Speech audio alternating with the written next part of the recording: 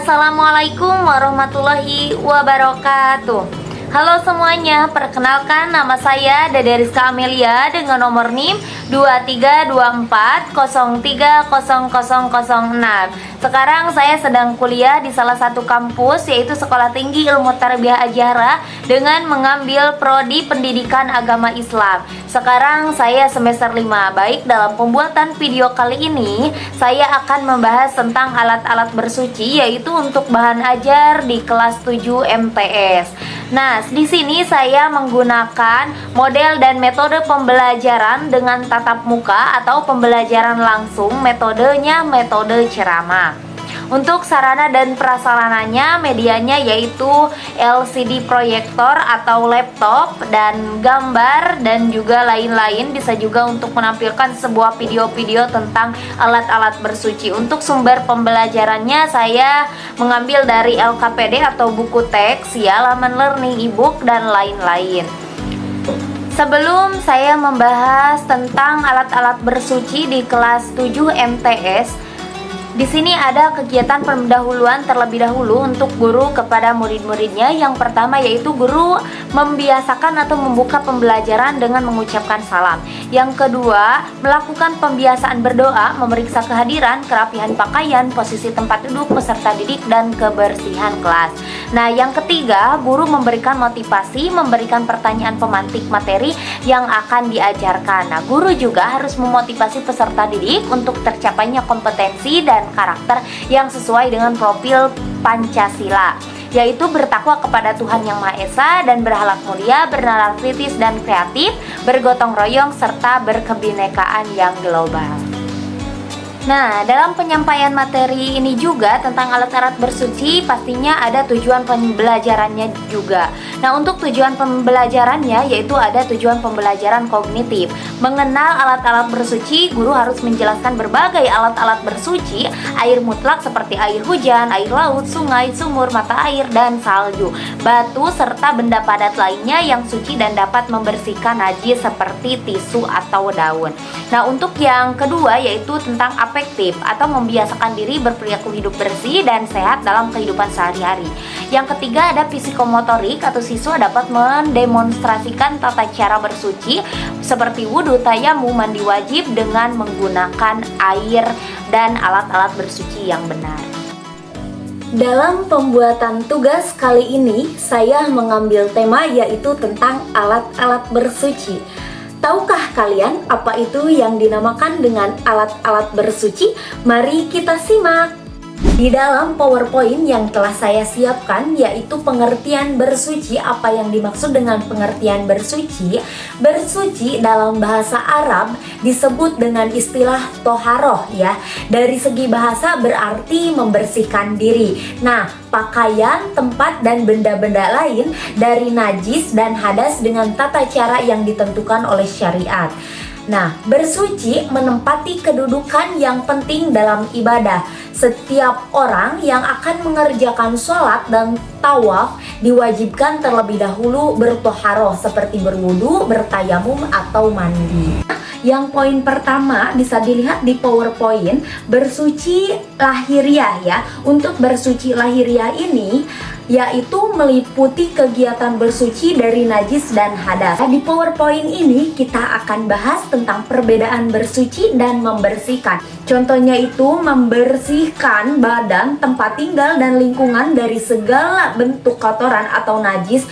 Bersuci lahiriah juga terbagi menjadi dua bagian, yaitu yang pertama bersuci dari najis atau bisa disebut berusaha untuk membersihkan segala bentuk kotoran yang melekat pada badan yang ditempati. Cara membersihkannya yaitu sesuai dengan bentuk dan jenis kotoran yang dihilangkan, seperti dibasuh sampai hilang rasa, bau, dan warna. Yang keduanya bersuci dari hadas adalah menghilangkan atau membersihkan hadas dengan cara berwudu atau mandi. Cara mencucikannya disesuaikan dengan jenis hadas yang akan dibersihkan. Ini seringkali terjadi di dalam kehidupan sehari-hari. Nah, yang kedua yaitu bersuci secara batinnya. Untuk bersuci secara batinnya berarti bersuci adalah membersihkan jiwa dari kotoran batin berupa dosa dan perbuatan maksiat seperti syirik, hasud, dendam, nifak, takabur, dan riya. Nah, cara membersihkan sifat atau perilaku tercela ini adalah dengan bertobat kepada Allah Subhanahu wa Ta'ala, berjanji tidak mengulangi perbuatan tersebut serta mengikutinya dengan perilaku terpuji. Setelah pembahasan bersuci lahiriah dan bersuci batiniah, dapat ditarik kesimpulan bahwa bersuci sudah pasti menyertakan perbuatan membersihkan diri, tetapi membersihkan diri belum tentu termasuk bagian dari bersuci. Nah, tentunya ada dasar hukumnya juga di dalam bersuci. Yang pertama di dalam Al-Quran surat Al-Baqarah ayat 222 yang berbunyi, A'udzu billahi minasyaitonir rajim. Bismillahirrahmanirrahim. Innallaha yuhibbut tawabina wa yuhibbul mutatahhirin, yang artinya sungguh Allah menyukai orang yang tobat dan menyukai orang yang menyucikan diri. Quran surat Al-Baqarah ayat 222. Nah, yang kedua yang menjadi dasar hukum bersuci yaitu di dalam Quran surat At-Taubah ayat 108 yang berbunyi, Bismillahirrahmanirrahim. Fihi rizalu yuhibbuna ayyut tatahharu wallahu yuhibbul mutahhirin, yang artinya di dalamnya ada orang-orang yang ingin membersihkan diri. Allah menyukai orang-orang yang bersih. Quran surat At-Taubah ayat 108. Bersuci itu adalah membersihkan diri dari hadas besar dan hadas kecil, yaitu dengan berwudu, membersihkan diri dengan cara membasuh anggota badan tertentu sebelum melakukan ibadah sholat. Ada banyak macam-macam air. Jenis air yang sah digunakan untuk bersuci, seperti air sumur, kemudian air sungai, kemudian juga ada air hujan, kemudian ada air salju, dan juga ada air laut, air mata air, atau air yang keluar dari tanah. Juga bisa menggunakan air danau. Selain itu, air ini juga digunakan untuk membersihkan diri dari kotoran dan najis.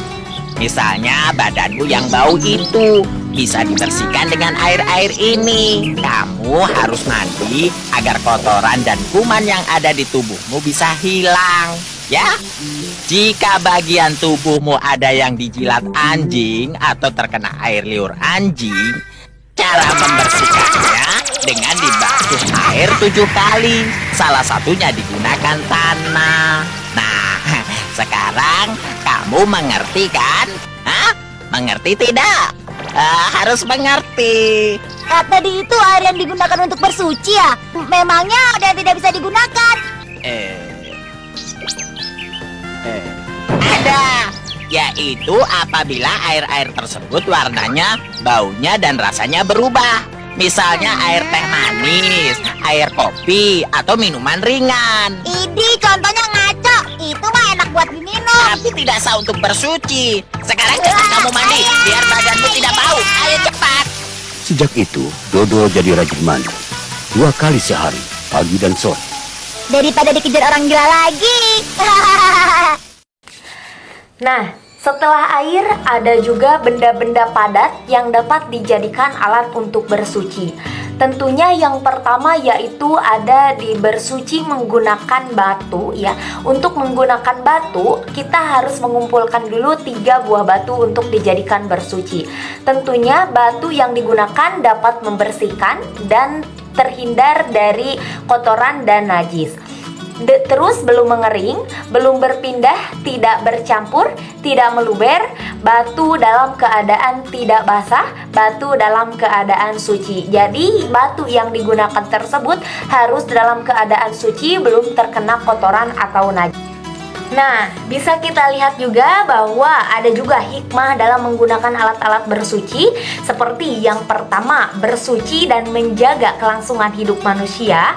Air bersih adalah sumber kehidupan. Semua makhluk hidup, terutama manusia, membutuhkan air dalam volume yang paling banyak dibanding makhluk hidup lainnya. Jika muncul kritis ketersediaan air bersih yang diakibatkan oleh pemborosan penggunaan air, maka manusia adalah makhluk yang paling berdosa dan paling merasakan dampaknya. Yang kedua, bersuci menjaga kelangsungan hidup ekosistem. Menggunakan air bersih untuk mensucikan secara tepat juga memberikan jaminan terhadap kelangsungan ekosistem di sekitar kita. Tumbuhan dan hewan dengan segala jenis pasti membutuhkan air untuk menjaga hidupnya. Setelah pembahasan tentang alat-alat bercuci, guru harus menyiapkan pertanyaan pemantik untuk siswanya, yaitu guru menanyakan kepada peserta didik seputar materi menjaga kelangsungan hidup manusia dan lingkungan melalui pengenalan alat-alat bersuci. Selain pertanyaan pemantik, guru juga harus menyiapkan kegiatan penutup dalam pembahasan tentang alat-alat bersuci, yaitu diantaranya guru membimbing peserta didik menyimpulkan pembelajaran yang telah dilakukan, terus melakukan tanya jawab untuk mengevaluasi kegiatan pembelajaran yang telah dilaksanakan. Guru mengakhiri kegiatan belajar dengan memberikan pesan dan motivasi tetap semangat belajar dan diakhiri dengan berdoa. Mungkin itu saja yang bisa saya sampaikan sekilas tentang pengertian alat-alat bersuci dan macam-macam alat-alat bersuci. Mohon maaf bila ada kesalahan atau kekurangan dalam penyampaiannya. Mudah-mudahan bisa bermanfaat bagi kita semua. Burung Irian, burung cendrawasih. Cukup sekian dan terima kasih. Wabillahi taufik wal hidayah. Wassalamualaikum warahmatullahi wabarakatuh.